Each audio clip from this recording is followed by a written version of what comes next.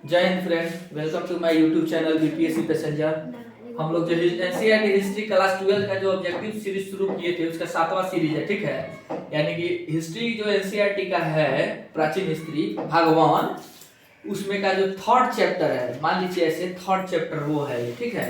इसमें ज्यादा कुछ समझाने वाला नहीं है, बस याद कर लेना है। जैसे आप लोग देखिए, भारत के प्राचीन महाकाव्य कौन कौन है? रामायण महाभारत, लेकिन सबसे ज्यादा प्राचीन कौन है? महाभारत है। मतलब बहुत विस्तारित रूप है इसका, 1 लाख इसमें लगभग श्लोक है, ठीक है ना। महाभारत की महान संस्करण में कुल क्षेत्रों की संख्या आ गया 1 लाख है, ठीक है ना। याद रखना है, श्लोक या क्षेत्र एक ही होता है। महाभारत की लगभग कितने वर्ष पहले रचना हुई थी? 1000 यानी ईसा के जन्म से 1000 वर्ष पहले। उसके बाद आओ सब, 2 सर्वाधिक लोकप्रिय स्मृतियां, मनुस्मृति और याज्ञवल्क्य स्मृति। याद रखना सब, बस मनुस्मृति और याज्ञवल्क्य की, जैसे जाति होती के बारे में है, चाहे ऊंच नीच के बारे में मनुस्मृति में बताया गया है। उसके बाद आ जाओ, इतिहासकारों के मतानुसार महाकाव्य में जो हमें जानकारी मिलती है महाकाव्य के बारे में, वो कब पता चलता है? तो उत्तर वैदिक काल। वैदिक काल देखो 2 भाग में बांटा गया है। वैदिक काल को दो, एक ऋग्वैदिक काल, ऋग्वैदिक काल, इसको अपना से बस याद रख लो, 1500 से 1000 बीसी, ठीक है। उसके बाद आ जाएगा उत्तर वैदिक काल। उत्तर वैदिक काल 1000 बीसी से 500 बीसी तक। यार इसको देख लो, सब लिख भी सकते हो। तो जो उत्तर वैदिक काल इसमें कह रहा है 1000 से 500 बीसी, तो आ गया यहाँ पे कह रहा है महाभारत की रचना कब हुई थी? 1000, ध्यान दो ना पहले, महाभारत की रचना कब हुई थी? 1000 बीसी में। यहाँ पे कह रहा है इतिहासकार बोल रहे हैं। कब इसका चर्चा हम लोग को मिलता है? उत्तर वैदिक काल में। उत्तर वैदिक काल कब से कब है? 1000 से 500। कनेक्ट हो गया दोनों बात? चलो, क्षत्रिय शब्द का सर्वाधिक अर्थ क्या होता है? राज्य या क्षेत्र पर अधिकार होना।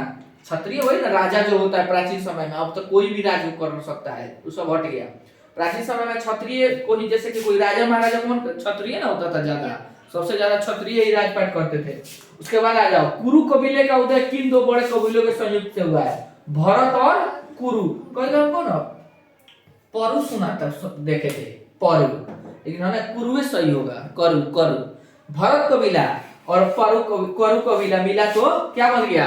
कुरु वंश बना। इसका भी एक कारण है, युद्ध हुआ था, एक दशराग का युद्ध हुआ था। दशराग युद्ध रावी नदी के तट पे शायद हुआ था, ठीक है। उसमें ना क्या हुआ था कि विश्वामित्र को जो वहाँ राजा थे ना, विश्वामित्र को अपना पुरोहित ना मान के वशिष्ठ को मान लिए पुरोहित, भरत कबीले के, ठीक है।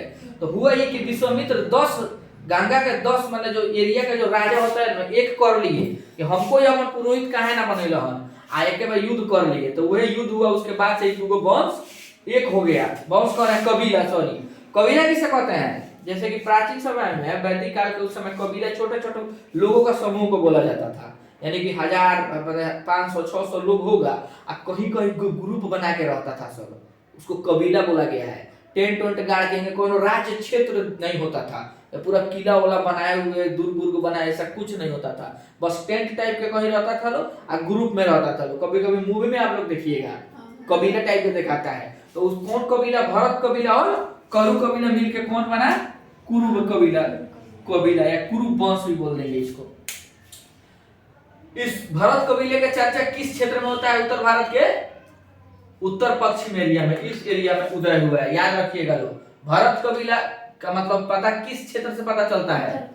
उत्तर पश्चिम भारत में है एरिया, है उत्तर गया, है पश्चिम गया।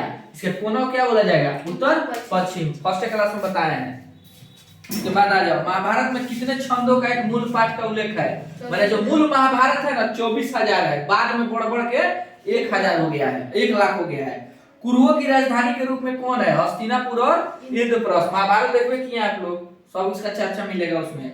महाभारत और पुराण में मथुरा के जो शासक वंश है उसको क्या कहा गया है? यदुवंश। उसके बाद पांडवों द्वारा बनवाया गया नगर इंद्रप्रस्थ, इसी से तो सब मार हो गया महाभारत में, ठीक है। पांडव इंद्रप्रस्थ में बुलाया दुर्योधन को, उसका अपमान हो गया, बहु अपमान का बदला ले लिया, द्रौपदी से चीरहरण करवाया, बस उसके बाद खेल बिगड़ गया, महाभारत हो गया। महाभारत विश्व का सबसे लंबा महाकाव्य है। इसमें कुल पर्व कितना है? 18 पर्व है। इसको लिख लीजिए आप लोग, स्क्रीनशॉट ले लीजिए। दुर्योधन किसका पुत्र था? धृतराष्ट्र। उसमें भी अब हिस्ट्री चर्चा देखो, वो जो उस समय का हुआ है ना, उसका गर्भ से बच्चा के रूप में वो नहीं निकला है। पता क्या निकला है? भगवान दे देते नहीं, वो तो 5 पांडव भगवान दिए। उसको ना मांस का लोथड़ा निकला है। उसको ऋषि लोग, ऋषि को वैज्ञानिक बोला जाता है। उसको ना 100 टुकड़ा किया गया। क्या नाम था? गंधारी था मैडम, गंधारी ना था उनका नाम। गर्भ से निकल ही नहीं रहा था वो। तो आज के समय हम लोग टेस्ट ट्यूब बेबी देखते हैं ना,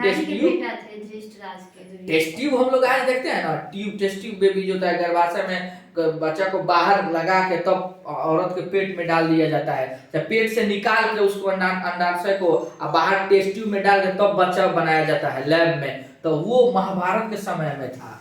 आज हम लोग वैज्ञानिक लोग पढ़ रहे हैं, उस समय पर चली था ये चीज। ठीक है ना? आप लोग इसको देखिए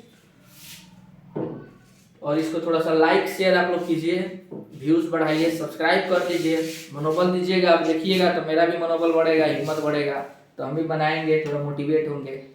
चलिए, थैंक यू।